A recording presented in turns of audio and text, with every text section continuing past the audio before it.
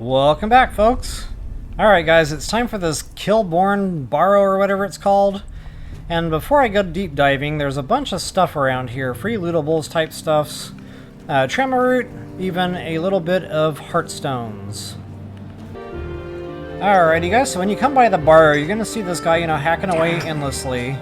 Go ahead and give him a quick talking to. Now guys, this is gonna cost a lot of gold. This is why this is not, probably not an early game dungeon here. And there's like 4 different stages to it. In each stage you have to pay more and more money.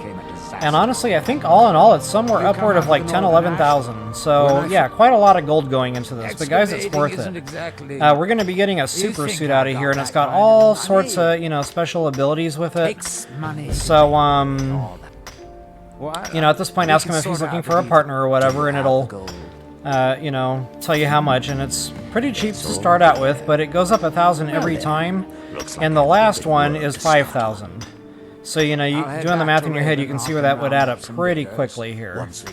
So now, every time you come to the Barrow, there's going to be another stage, and you have to wait 2 full Skyrim days. So what I'm going to do is just kind of warp away, and I'm going to pass that time. Okay, and while I'm doing this, I like to use the mushroom. Because oftentimes, passing as much time as we're about to, remember, 2 full days for every stage, that's already 8 full days in Skyrim. Chances are we're going to be dealing with a couple of dragon attacks, and I just find the fight's a lot more manageable here than it is in Raven Rock. Just like clockwork, so I passed 2 full days and went back over there, and guys, that's not enough time. Apparently it takes 3 full days.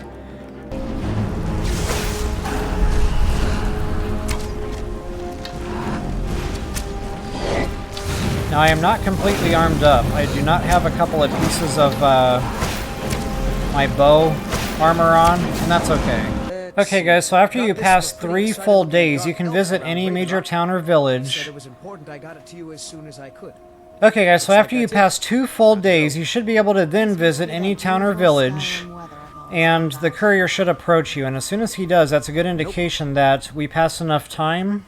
And that's the one you're looking for right there. Letter from Morales, whatever, Sedways. And as you can see, we now have a quest marker at the Kolbjorn Barrow.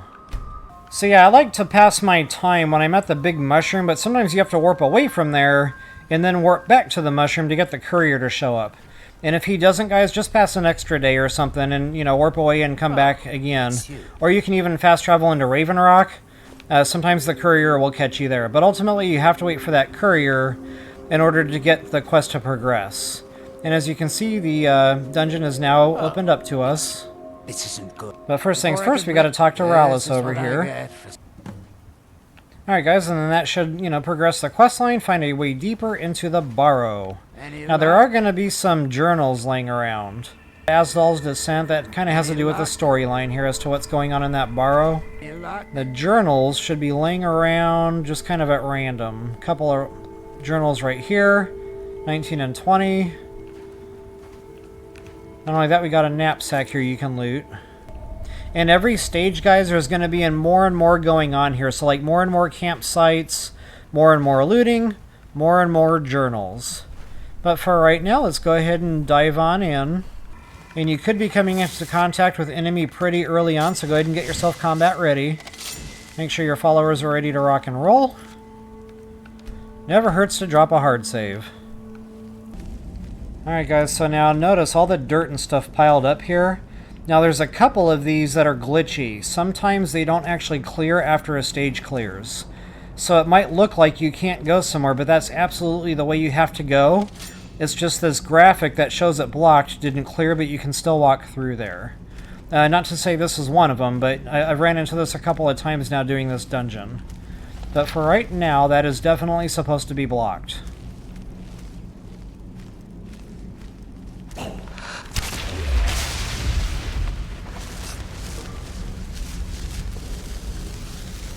Okay, I'm probably going to be in first person for most of this dungeon, because I know they really tend to pop out at you. Okay, and customer number 1 is just standing there. That's a Death Lord. Now, this is my Soul's Bow, guys. So all this damage output I'm doing right now, most of that is coming from chaos damage. Loving it. Okay, now we do have quest markers on these guys, so that is helpful. But I don't think the quest markers light all of them up. Okay, always, always, always target the guy farthest away first. And then that should keep them kind of occupied with what's going on behind them.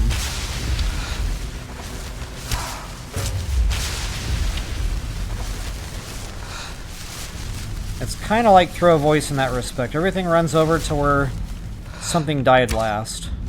Or sometimes where your arrow goes if you miss. Case in point.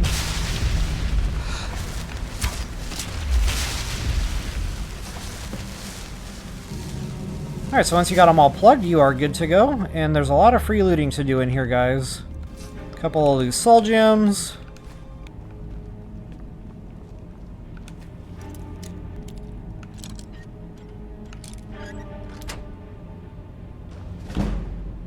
Ooh, not a bad treasure chest. Okay, you got your urn there as well, next to that treasure chest. And guys, of course, don't forget to loot your bodies here.